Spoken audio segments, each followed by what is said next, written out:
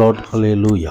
சீயோன் வேதாகம ஆய்விற்கு அன்போடு கூட இயேசு கிறிஸ்துவின் நாமத்தில் உங்களை வரவேற்கிறேன். இந்த தினத்திலும் யோபுவின் புஸ்தகம் முதல் 4 அதிகாரங்களை தியானிக்க சர்வவல்லமை தேவன் நமக்கு கிருபை பாராட்டுவாராக. இங்கே இந்த யோபு புஸ்தகம் பழைய ஏற்பாட்டிலே ஞான இலக்கியம் அல்லது கவிதை நூல்கள் இவற்றில் ஒன்றாக கருதப்படுகிறது. மகிமை உண்டாவதாக. ஆம், மனித இனமே கேட்டுக்கொண்டிருக்கும் முக்கியமான கேள்விகளை குறித்து இந்த வேத புத்தகம் தியானிக்கிறது, இந்த விவாதிக்கிறது. மகிமை உண்டாவதாக. இந்த நூல் முழுவதுமே எபிரேய மொழியிலே கவிதை நடையிலே இருக்கிறது. இது மேலும் ஒரு உண்மையான வரலாற்று நிகழ்ச்சி அடிப்படையாக கொண்டது. யாக்கோபு 5ஆம் அதிகாரம் 11ஆம் வசனத்திலே இந்த புத்தகத்தை குறித்து எழுதப்பட்டிருக்கிறதை நாம் பார்க்க முடியும். இந்த புத்தகத்தின் இடப்பின்னணி உட்ஸ் தேசம். இது பின்னர் ஏதோமின் தேசம் ஆயிற்று. இது சவக்கடலின் தென்கிழக்கே அமைந்திருக்கிறது. மகிமை உண்டாவதாக. இங்கே முதல் அதிகாரத்திலே யோபுவை குறித்து அங்கே அந்த சாட்சி கொடுக்கப்படுகிறதை குறித்து பார்க்கிறோம். மகிமை உண்டாவதாக. ஆண்டதாமே யோபுவை குறித்து அவர் சாட்சி கொடுக்கிறார். மகிமை உண்டாவதாக. இங்கே யோபு எப்படி இருந்தான்? அந்த மனுஷன் உத்தமனும் சன்மார்க்கனும் தேவனுக்கு பயந்து பொல்லாப்புக்கு விலகுகிறனுமாய் இருந்தான் என்று சொல்லி எழுதப்பட்டிருக்கிறதை நாம் பார்க்கிறோம். என் தாசனாகிய யோபுவின் மேல் கவனம் வைத்தாயோ, உத்தமனும் சன்மார்க்கனும் தேவனுக்கு பயந்து பொல்லாப்புக்கு விலகனுமாய் அவனைப் போல பூமியில் ஒருவனும் இல்லை என்று ஆண்டவராகிய தேவனே சாத்தானிடம் சாட்சி கொடுக்கிறார். மகிமை உண்டாவதாக. ஆனால் சாத்தானோ தேவனுடைய சமூகத்திலே அவனை யோபுவை சோதிக்கும்படியாக உத்தரவு வாங்கி கொண்டு வந்து யோபுவை சோதிக்கிறதான காரியங்களை குறித்து பார்க்கிறோம். மகிமை உண்டாவதாக.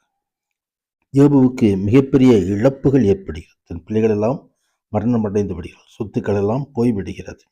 மகிமை உண்டாவதாக. இங்கே யோபு அவனுடைய ஆரோக்கியமெல்லாம் கெட்டு போய்விடுகிறது.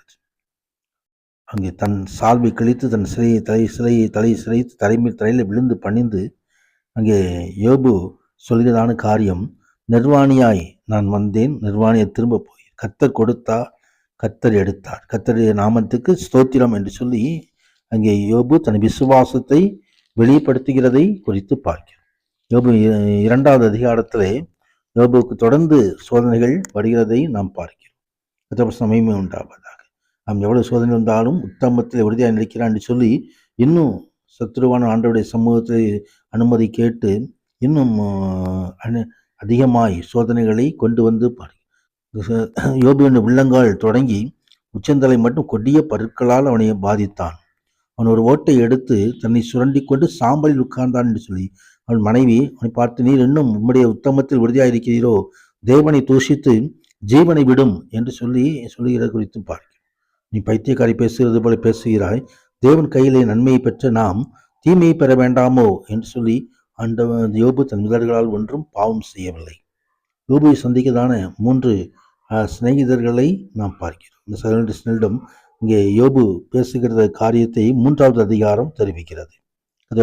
உண்டாவது தன் பிறந்த நாளை அங்கு வெறுத்து அங்கே யோபு பேசுகிறதான காரியங்கள் அங்கே கொடுக்கப்பட்டிருக்கிறது.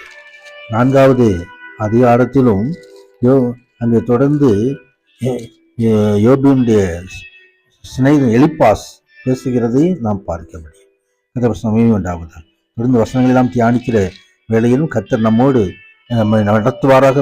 பரிசுத்த நாமத்துக்கு மகிமை உண்டாவதாக. தேவனுடைய ஆசீர்வாதம் நம்மோடு இருப்பதாக. ஆமேன், ஆமேன்.